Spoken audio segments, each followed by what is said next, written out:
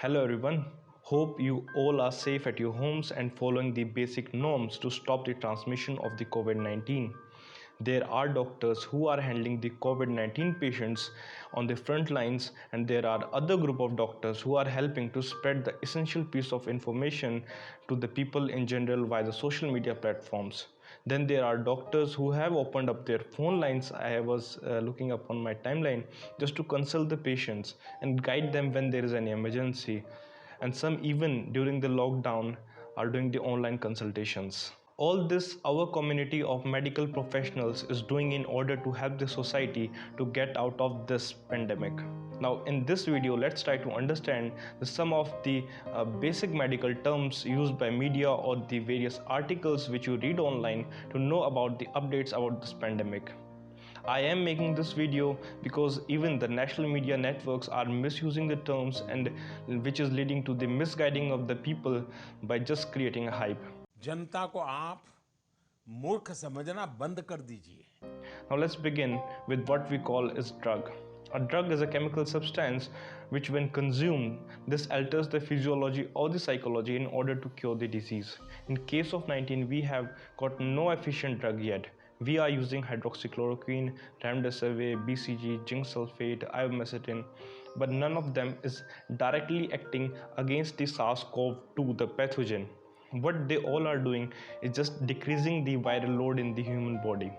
So the human body this gets an ample amount of time to produce the antibodies and destroy the virus. The others are the immune modulators. They boost up the immune system like the various vitamins like vitamin C or the vitamin D just to produce the antibodies more efficiently. Now come these antibodies. They are the proteins which are produced by our immune system to fight against the pathogen and destroy it.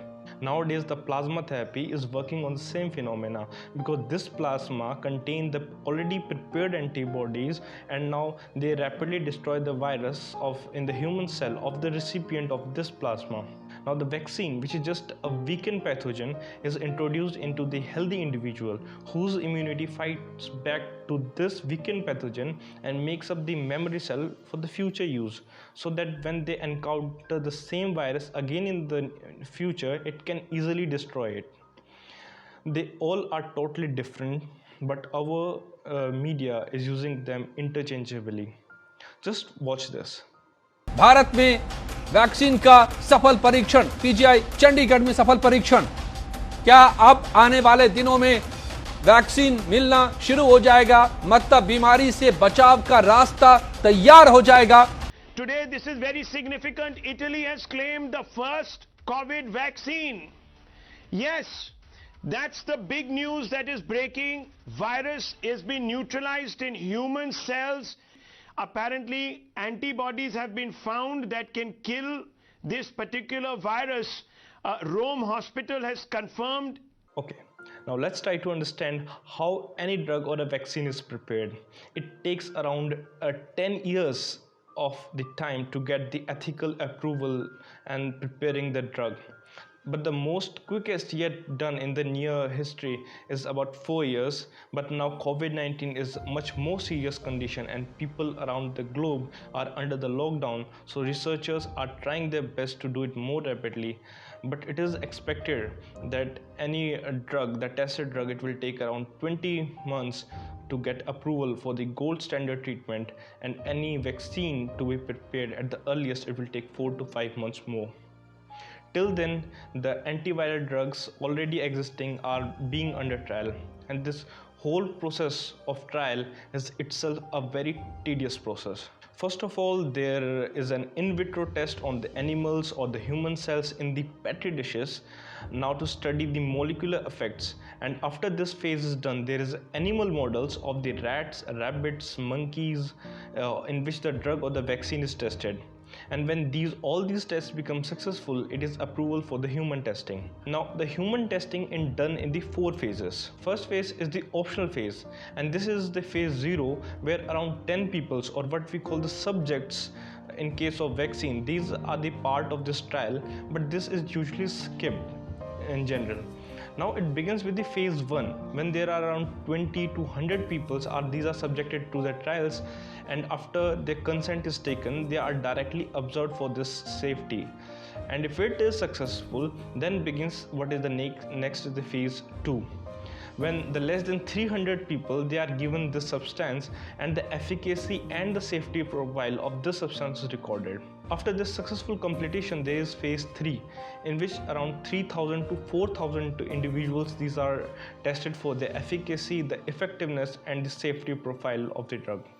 Now when the results are in favor, then begins the phase 4, and this is the most lengthy process in which there are clinical surveillance on the regular patients and the profile of the drug will be made. Now we will understand this research methodology of the clinical trial. There is one classification of the methodologies that we study, but that is quite complicated. So I have just simplified all. So overall there are two kinds of studies. One is the observational study, in which the researcher just observes the treatment and he do not changes the protocol of the treatment.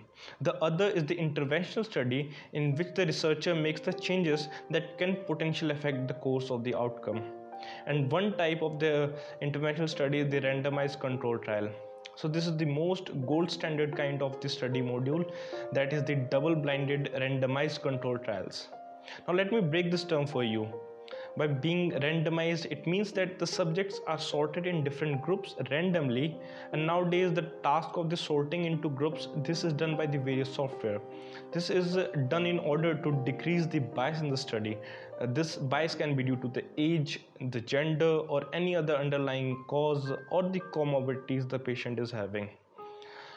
Of these groups, one group is known as the test.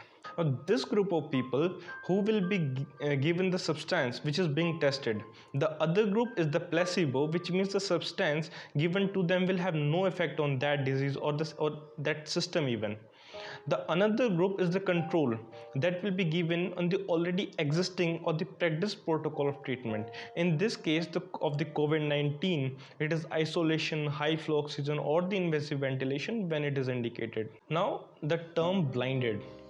This word blinded, this means that subject or the patient do not know what is being administered to him. It is either the test or the control or the placebo, but yes, he is informed that he is a part of study and written consent is taken for that. Now the double-blinded study. In this, neither the patient or the subject and neither the prescribing doctor is aware of this, what is he is being giving to the patient. So all the bias that are there is decreased, and the validation of the study in the double-blinded is increased. Now their results are analyzed and subjected to the biostatistical functional test to conclude the study, and the hypothesis is verified regarding the drug or the vaccine. After all this, these data is recorded up and put up in the research paper and sent for the peer review. Peer review where the experts of that field working along, but these are not affiliated to the study. They review whole of the data, the ethical part, and if they found that all of the research is original and validated and the results are significant, then it is sent for being published. But as now in the pandemic, this is not exactly being followed regarding the COVID-19. The drugs are directly starting the trials in the testing in phase 3 after the approval from the animal module testing, and the research papers, they are not peer reviewed, so you must follow the data very diligently. And I myself, when went across some of these research papers, found that there is space for a lot of improvement. So next time when you see a news TV anchor shouting, or you read a post by yourself regarding the breakthrough research of this COVID-19, just get into the details and verify that on your own. Because we are not expecting a drug or a vaccine that is gold standard against the COVID-19 that too soon. To conclude, all I have to say is that you need to act smart and you need to be informed with the right piece of information. And that's what we are here for. We have to face this pandemic for a long time and remain in the lockdowns and the slowed life. And this will surely change the way we live. Be more kind to your fellow humans and help them as much as you can. Hope you like this video. Please do subscribe to the channel and press the bell icon so you don't miss the videos in the future, and also share this with your friend, because information at this time is, trust me, very critical. Thanks for watching and take care.